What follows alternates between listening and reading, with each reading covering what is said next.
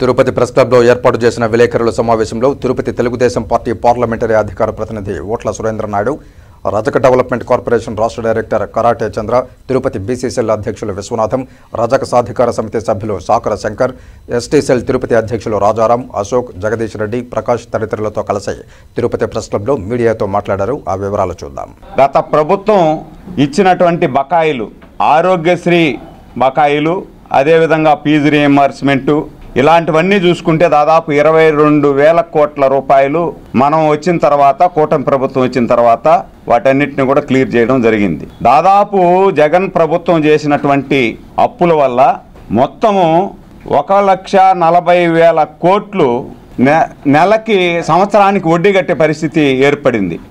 అంటే ఇప్పుడు అప్పు చేసిన 10 లక్షల కోట్లు ఏదో ఒక అభివృద్ధి సంక్షేమ పథకాలు లేకపోతే అభివృద్ధికో వెచ్చిచ్చునుంటే దానివల్ల ఇప్పుడు ఫలాలు వచ్చి ఉంటాయి. ఈ ఫలాల వల్ల రాబోయే తరాల వారు బాగుపడి ఉంటారు.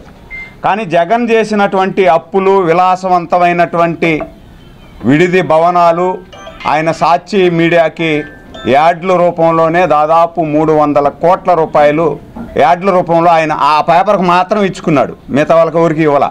దాంతోపాటు ఈరోజు అంతెందుకు చిన్న పిల్లలు తినేటువంటి చిక్కీలు కూడా బకాయిలు పెట్టి వెళ్ళిపోయాడు. ఫీజు రీయింబర్స్మెంట్ డిగ్రీ, అదేవిధంగా ఇంటర్ ఫీజు రీయింబర్స్మెంటు, ఇవన్నీ ఒక ఎత్తు అయితే 1 సెంటు భూమి పేరుతో 10 లక్షల రూపాయలు 1 ఎకరా కొంటారు. ప్రభుత్వం దగ్గర 50 లక్షల రూపాయలకి 1 ఎకరా అమ్ముతారు. వీళ్ళేమో ఎవరి దగ్గరనో 10 లక్షల రూపాయలు కొనేస్తారు. కొనేసి ప్రభుత్వానికి మాత్రం 50 లక్షలకు అమ్ముతారు. అది కూడా ఎక్కడ?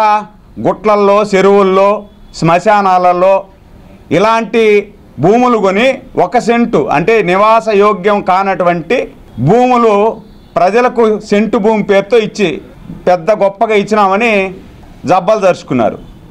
దాంతోపాటు జగను ఆయన ఫోటో పాసుబుక్ మీద ఆయన ఫోటోకి దాదాపు 1000 కోట్లు, అదేవిధంగా ఆయన విలాసవంతమైనటువంటి భవనం తాడేపల్లి ప్యాలెస్ భవనానికి దాదాపు 600 కోట్ల రూపాయలు, దానికి 926 మంది సెక్యూరిటీని పెట్టి అంత డబ్బులు ఖర్చు అవసరమా?